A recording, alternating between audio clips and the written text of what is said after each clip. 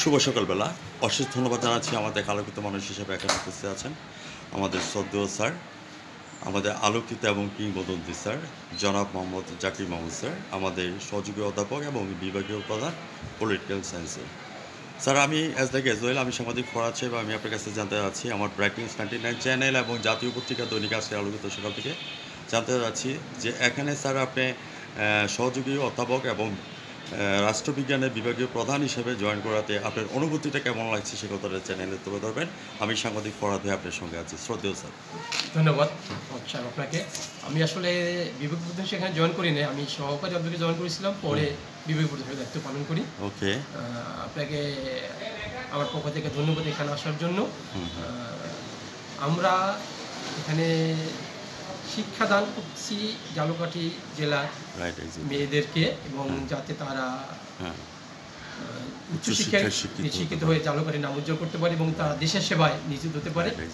এই ক্ষেত্রে যেটা প্রয়োজন, যে আজকালকার যেটা দেখতে পাচ্ছি যে মেয়েরা ক্লাসমুখী না, এইটা খুব জরুরি। কারণ ক্লাস একটা বিশাল সমুদ্র বর্ণনা করবো। আপনি যদি কোচিং সেন্টার একটা নদী বা পুকুর হয়, তাহলে সেখানে ক্লাস হলো সমুদ্রের মতো, আপনি সমুদ্র থেকে জ্ঞান আহরণ করবেন। কিন্তু আজকালকার গার্জিয়ানদেরও একটা টেন্ডেন্সি দাঁড়িয়েছে, প্রাইভেট করতে হবে, কোচিং করতে হবে, এবং গার্জিয়ানদের একটা প্রতিযোগিতা থাকে কার মেয়ে কয়েক জায়গা প্রাইভেট পড়ে। এটা নিয়ে এটা আসলে হাস্যকর, এবং কি বলবো আমি।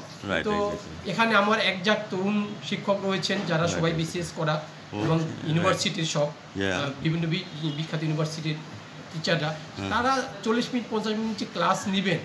আপনি বাইরে কি আশা করতে পারেন যে একটা, আমি আর ওদিকে আগাচ্ছি না, যে সে সেম এটা পাবে? কিন্তু আমাদের এখন ভিতরে কেমন একটা যেন বিশ্বাস জমে গেছে যে কোচিং না করলে মনে আমার মেয়ে গেছে।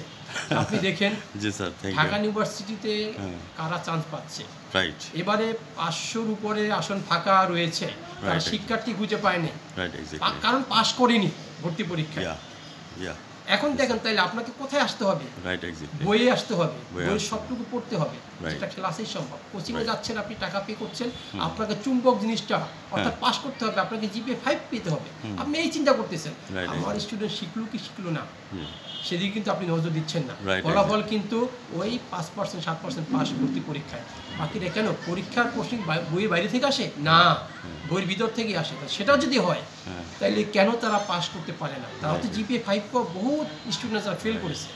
আপনি ভাবুন। তো আমি আমার গার্জিয়ানকে আহ্বান জানাবো, আপনারা এই কালচার থেকে বেরিয়ে আসুন এবং স্টুডেন্টকে ক্লাসমুখী করুন। ধন্যবাদ। হ্যাঁ, আমি আপনার কাছে জানতে চাচ্ছি যে এই ব্যাপারে কি প্যারেন্টস মিটিং হয় নাকি স্যার? আপনাদের অভিভাবক সমাবেশ হয় কিনা? আমরা অভিভাবক সমাবেশ, আমি এখানে প্রায় 13 বছর আজকে আমার কর্মকাল।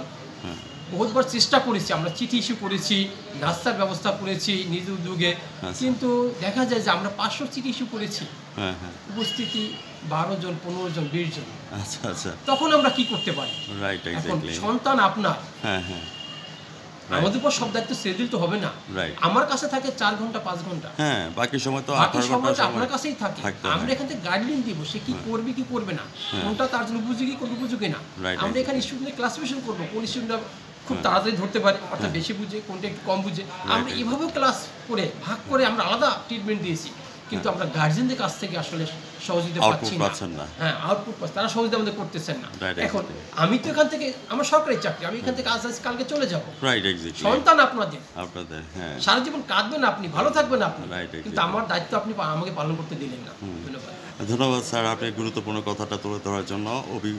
অভিভাবকের যে অসচেতনতা, এটার জন্য আমরা তীব্র নিন্দা জানাচ্ছি আমাদের চ্যানেলের পক্ষ থেকে। আমি সম্পাদক চ্যানেলের, আমি সাংবাদিক ফরাদ ভাই, ব্রেকিং 99 চ্যানেল এবং জাতীয় পত্রিকা থেকে আবারও আপনাকে ধন্যবাদ জ্ঞাপন করছি। আপনি যে কথাটা বললেন, একটা কথা আছে যে গ্রন্থগত বিদ্যার পরে হস্তধন, নহে বিদ্যা নহে ধন হলে প্রয়োজন। আমাদের যে কথাটা বললেন যে কোচিংয়ের যে ব্যাপারটা, এখন এটা মারাত্মক একটা ব্যাধি হয়ে দাঁড়িয়েছে। জাস্ট ইনকাম সোর্স করার জন্য ধরাকে সরাজ্ঞান করে যাচ্ছে, এবং এতে করে মন মানসিকতা, মেন্টালিটি ছোট হয়ে যাচ্ছে, ওরা হয়ে যাচ্ছে। মেইন পয়েন্টটা ধরে ধরার জন্য আপনাকে অশেষ ধন্যবাদ। পরবর্তী স্যার, আমি জানতে চাচ্ছি একজন শিক্ষার্থী ভালো রেজাল্ট করতে গেলে শিক্ষক, অভিভাবক এবং স্টুডেন্টের কী ধরনের ভূমিকা থাকা উচিত? সম্মানিত স্যার। ধন্যবাদ আপনাকে সাহেব। এখানে গুরুত্বপূর্ণ রোলটা প্লে করবে শিক্ষার্থী। তাকে আমরা পথ দেখাবো, রাইট অর্থাৎ আমি তো ক্লাসে মুখস্থ করে দিব না, রাইট একটা আমাদের অনেক বড় সিলেবাস, সময় কিন্তু ইংরেজিটা খুবই কম। রাইট এখন দেখা যায় যে 25টা চ্যাপ্টার আছে একটা জি একটা পত্রে, সেখানে 25টা আমার পরীক্ষা চলে, বন্ধ থাকে। জানেন যে প্রায় অর্ধেকটা সময় বছরের এই সমস্যা ওই সমস্যা, বা পূজার ছুটি, রমজানের ছুটি, শীতকালীন ছুটি, গ্রীষ্মকালীন ছুটি, সাপ্তাহিক ছুটি 52 দিন, 104 দিন, দুই দিন করে সপ্তাহে, এই করতে করতে আমরা কিন্তু চাপে থাকি। এখন আমরা যেটা করি শিক্ষার্থীকে তার পথে, অর্থাৎ তাকে ট্রেনে উঠে দিলাম, বুঝতে পেরেছি, চলার দায়িত্ব তার। Right exactly. বাসে গিয়ে সে তৈরি করবে, সে যখন বইমুখী হবে সমস্যা পড়ে আমাদের কাছে আসবে, রাইট এক্স্যাক্টলি, সব সময় যে স্যার আমি এটা বুঝি না, আমি তাকে বুঝিয়ে দিব, এটা না এটা কর। রাইট, কিন্তু সেটা না করে তারা কি করতেছে, এখান থেকে কোনো মতে বের হয়ে যে কজন আসে, খায় না কিছু না, দৌড়ে আর এক কোচিং এ, কোন শিক্ষকরা সেখানে দৌড়ায় সকাল ভোর থেকে শুরু হয়। আমরা এখানে দেখতেছি, আমরা যখন সকালে পরীক্ষা শুরু করি, ক্লাস শুরু করি, প্রায় 2-1টা মেয়ে পড়ে যায়। কি ঘটনা কি, সে না খেয়ে আসছে। রাইট এক্স্যাক্টলি, আপনার সাথে আমি সহমত পোষণ করছি স্যার। হ্যাঁ, এখন এইটা তোমাদের গার্জিয়ানদেরকেও এটা খেয়াল করতে হবে। এখন আমার কাজ আমি করবো, আমার যে দায়িত্ব পালন করবো, শিক্ষার্থীর মূল ভূমিকা পালন করতে হবে, এর সাথে সাথে যুক্ত হবে অভিভাবকগণ। তারা খেয়াল করবেন তার শিক্ষার্থী বা তার ছেলে মেয়ে কলেজে কথা বলে আসলো কি আসলো না, সে কোথাও আড্ডা দিল কিনা, কাদের সাথে মিশতেছে, সে, কারণ এখন একটা এডিক্টেড একটা বড়, রাইট এক্স্যাক্টলি, এখন সে মাদক নিল কিনা, এগুলো খেয়াল করতে হবে। অর্থাৎ আচরণের পরিবর্তন, এই জায়গাটা খুব একটা ইম্পর্টেন্ট জায়গা। আচরণ কতটুকু পরিবর্তন হলো, এটা কিন্তু মা সবচেয়ে ভালো বুঝবে একজন শিক্ষার্থীর জন্য, বাবার চেয়ে। কারণ বাবা বাইরে থাকবে এই সময়, মা সারাক্ষণ থাকেন, বা চাকরিজীবী মায়েরা হলো মেয়েদের সাথে বেশি মেশে। আমি যেহেতু মহিলা কলেজে আছি, মেয়েদেরকে মায়ের সবচেয়ে ভালো বুঝতে পারবে। মা বুঝবে তার মেয়েটা কোনো আচরণ পরিবর্তন হলো কিনা, সে কি করে, সে কি করে না, পড়ালেখা করে কি, তার মন আছে কিনা, এগুলো আমি মায়েদের প্রতি অনুরোধ করবো তারা যেন এদিকে খেয়াল করে তাদেরকে গাইড করে। ফ্যান্টাগ্লোরিয়া স্যার, খুব সুন্দর একটা আপনি পয়েন্ট তুলে ধরেছেন। সম্রাট নেপোলিয়ন বলেছেন, তুমি আমাকে একটা শিক্ষিত মা দাও, আমি তোমাকে একটা শিক্ষিত জাতি দেবো।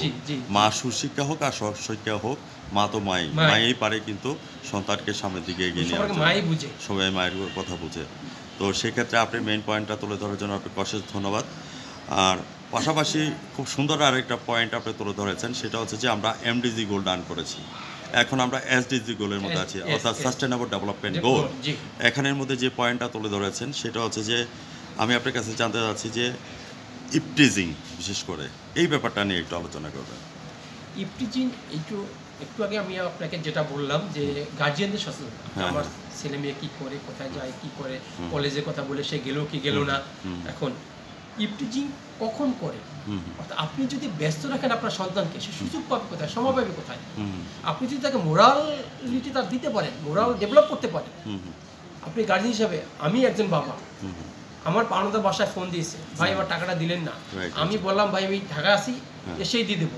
আমার সন্তান পাশে বসা বাসায়, সে কি শিখলো আমার কাছ থেকে, সে বলে বাবা, তার মনে প্রশ্ন থাকবে, ভিতরে আন্দোলন সৃষ্টি হয়ে থাকবে যে বাবা বাসায় বললো ঢাকা কেন, সে কি শিখলো আমার কাছ থেকে। আমার দায়িত্ব হবে এইগুলো দিয়ে নৈতিক জ্ঞান তাদেরকে দেওয়া। আমরা ক্লাসে বলে থাকি, এগুলো ক্লাসে আমরা বলি, ইপটিজিং নিয়ে বলি। আমি আমার মেয়েদেরকে সবসময় বলি, স্টুডেন্টকে তোমরা আমাদের মেয়ের মতো, আমরা এখানে যা বলবো ক্লাসের মধ্যে থাকবে এবং এটা তোমাদের শিক্ষা, মানে বাস্তব জীবন তোমরা কাজে লাগাবে। কলেজের আশেপাশে আমার এইটা নেই, কারণ আমরা যথেষ্ট সচেতন নিয়ে আমরা মাঝখানে, এর আগে যিনি ডিসি মহোদয় ছিলেন, এখানকার জেলা প্রশাসক ছিলেন, তিনি একটা ঘোষণা করছিলেন যে স্কুল সময়ে কোনো শিক্ষার্থী বাইরে থাকবে না, এবং এইটা আমরা তাকে সাধুবাদ জানিয়েছিলাম। আমি একটা মিটিংও তাকে জন্য বলেছিলাম, তিনি দেখালো যে 11টা বাজে তিনি গাড়ি নিয়ে বের হয়ে পড়ছেন রাস্তায়, এবং তিনি অনেকগুলো ছেলে মেয়েকে দেখা যায়, আপনাদের ওই যে কর্নারে নদীর পরে একটা বসার জায়গা আছে, সেখানে অনেকগুলো ছেলে মেয়েকে ধরে ফেলছেন এবং তার গার্জিয়ানকে আনিয়েছেন। এটা একটা ভালো, এবং সেই পর থেকে কিন্তু এটা, এখন আমি এখান থেকে যাচ্ছি কোনো কাজে হয়তো বেরিয়েছি 12টা বাজে, আমার ড্রেস পরা কোনো মেয়ে আসছে কিনা আমি খেয়াল করি রাস্তায়, এবং আমাদের টিচাররা সবাই এই কাজটা করে। একটা মেয়ে যদি থাকে, এখন তার ক্যাম্পাসে থাকার কথা, সে কীভাবে বের হইলো, তাহলে আমার সিকিউরিটি গাফিলিতে আছে, কীভাবে সে বের হইলো সেটা আমি আগে নোট ডাউন করি। তাহলে সেটা যদি মনে করি যে না সিকিউরিটি ইয়ে নেই, গাফিলতি নেই, মেয়েটা ঢোকাই নাই, কারণ আমার সিসি ক্যামেরা আছে, রাইট, এক্স্যাক্টলি। তখন আমি তাকে ধরে গার্জিয়ানকে রাইট, তুমি আসো। খুব সুন্দর প্রস্তাবনা রেখেছেন। আমরা আমাদের জেলা প্রশাসক সাহেবকে ধন্যবাদ জ্ঞাপন করি চিফ টিচিংয়ের ব্যাপারে, এবং আমাদের ইউনুস স্যার এবং অ্যাসিস্ট্যান্ট যারা আছেন, প্রশাসনে যারা আছেন, থানার কর্মকর্তা থেকে শুরু করে আমাদের আরআই সাহেব আছেন পুলিশ লাইনের, প্রশাসন বিভাগের আমরা এই ব্যাপারে ধন্যবাদ জ্ঞাপন করছি আপনাকে সব দিক দিয়ে সাপোর্ট দেওয়ার জন্য। তো সেই ক্ষেত্রে আমি লাস্ট পর্যায়ে চলে আসছি। তো সেক্ষেত্রে আমি বলবো আপনাকে যে পয়েন্টটা নিয়ে আমি আলোচনা করব সেটা হচ্ছে যে what's your next dream and next goals. আসলে এইটা একটু জটিল, কারণ আমরা আমাদের রাষ্ট্রীয় ব্যবস্থা বলেন, আমাদের সামাজিক ব্যবস্থা, পারিবারিক ব্যবস্থা, আমরা চিন্তা করি এক হয়ে আর এক। দেখবেন যে আপনি যদি লিখলেন এই মিল লাইফ নিয়ে একটা রচনা লিখো, একজন আর্টস স্টুডেন্ট লিখবে কি আমি ডাক্তার হতে চাই, কিন্তু সে জানেই না আসলে আমি ডাক্তার লাগবে কি লাগবে না সেটা। এখন বাস্তবতা থেকে আমরা বলতে পারি যে রাষ্ট্র কাঠামো যেভাবে আছে সেটার সাথে আমাদের চিন্তা চেতনা আমরা মিলিতে পারি, কারণ আমি ভবিষ্যতে কি করব, আমরা সবাই উচ্চশিক্ষিত হতে চাই, সবাই সার্টিফিকেট চাই, কিন্তু আসলে আমি সার্টিফিকেট যোগ্য কিনা, কোন সার্টিফিকেট ভবিষ্যতে কাজ হবে কিনা, এটা কিন্তু আমরা চিন্তা করি না। এখন মাস্টার ডিগ্রি ছেলে অহরহ ঘুরতেছে, বেকার সংখ্যা অনেক, মাস্টার ডিগ্রি ছেলে লাখ লাখ বেকার, কেন বেকার থাকবে তারা? এবং আরেকটা জিনিস যে আমি এই বেকার যারা আছেন, যারা ঘুরতেছেন বাবুঘুরে, বিদেশ যাওয়ার চিন্তা করতেছেন, এই সমুদ্র বাড়ি দিচ্ছেন, মারা যাচ্ছেন, এই ভিটে বাড়ি বিক্রি করে যাচ্ছেন, আপনারা স্ব-উপার্জিত কাজ করুন, অর্থাৎ আপনারা স্বনির্ভরশীল হোক, উদ্যোক্তা হন, কাজ করুন, এবং এই যদি ছোট ছোট উদ্যোক্তা হয় তাহলে দেশটা একসময় আসলেই অনেক এগিয়ে যাবে, কারণ আমাদের অনেক সম্পদ আছে, সেটা আমাদের প্রপার ইউটিলাইজেশন হচ্ছে না। আমরা এই মানব গোষ্ঠীকে মানব সম্পদ উপযোগী করতে পারলেই আমরা আসলে অনেক উপরে চলে যাব। ধন্যবাদ স্যার। অবশেষে আমি আপনার সম্পর্কে যদি বলতে হয় তাহলে আমি বলবো কবির ভাষায়, আমি কিংবদন্তির কথা বলছি, আমি আমার পূর্বপুরুষের কথা বলছি, যার করতলে পলি মাটির সৌরভ ছিল, তার পিঠে রক্ত জবার মতো কত ছিল।